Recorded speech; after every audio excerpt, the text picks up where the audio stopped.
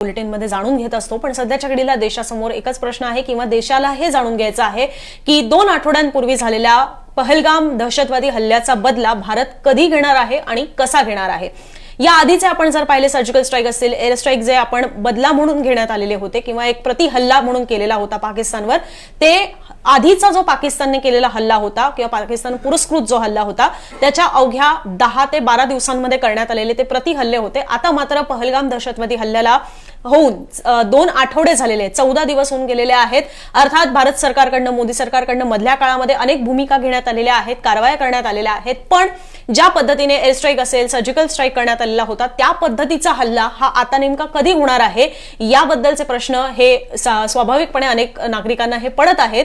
आणि त्याच अनुषंगाने पुढच्या काही दिवसांमध्ये किंवा काही तासांमध्ये खूप काही मोठं घडू शकतं का हा प्रश्न पडलेला आहे। आणि याचं आणखी एक कारण ठरलेलं आहे ते म्हणजे पंतप्रधान मोदींकडनं होणाऱ्या मॅरेथॉन बैठका।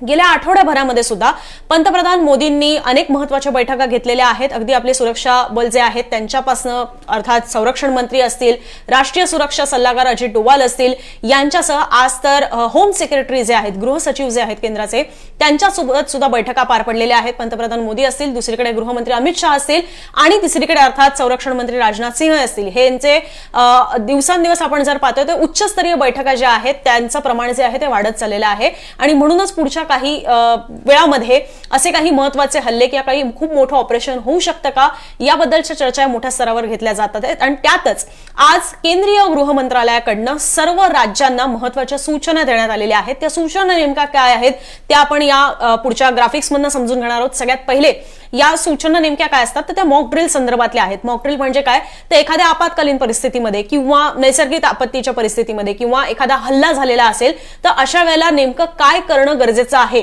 मग त्या यंत्रणा सुद्धा असतील किंवा आपण एक सामान्य नागरिक म्हणून सुद्धा असू दे, त्या वेळेला आपण काय करणं अपेक्षित असतं याची एक प्रकारे चाचणी म्हणजे त्याला आपण मॉक ड्रिल म्हणू शकतो।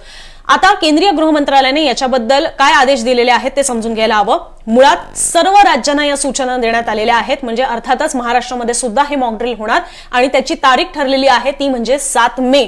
यातलं मला पुन्हा एकदा प्रेक्षकांना सांगायचं आहे की कुठलीही माहिती ही गोपनीय नाहीये की आता आम्ही ते समोर आणतोय आणि कुठल्या नियमांचं उल्लंघन करतोय, तर हे केंद्रीय गृह मंत्रालयाने सार्वजनिकरित्या जी दिलेली माहिती आहे ती आम्ही तुमच्या समोर ठेवतोय। 7 मेला देशातील आपल्या सगळ्या राज्यांमध्ये हे मॉक ड्रिल घेण्यात येणार आहे, ज्याच्यामध्ये महाराष्ट्र सुद्धा आहे।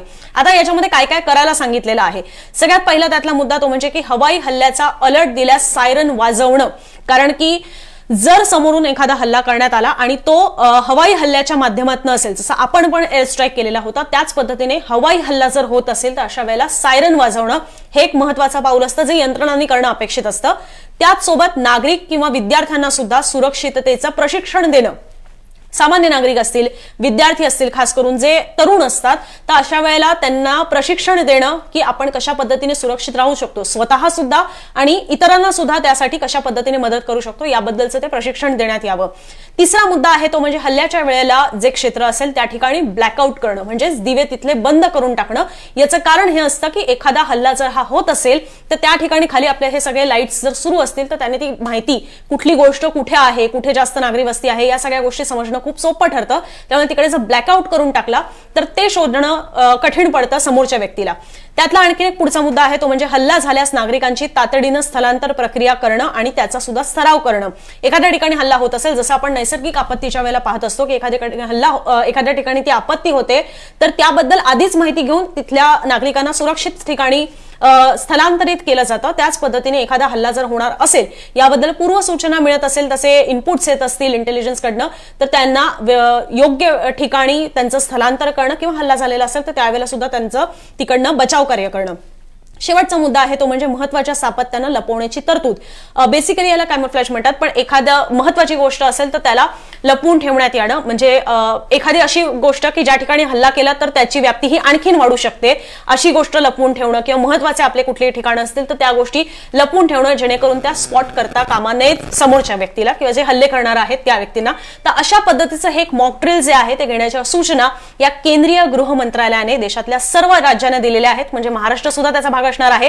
आणि येत्या 7 मेला त्या गोष्टी महाराष्ट्रात सुद्धा केल्या जाणार आहेत याबद्दलची माहिती ही सर्व राज्यांना सुद्धा देण्यात आलेली आहे। याबद्दलचे पुढचे अपडेट सुद्धा तुम्हाला मुंबई तकवर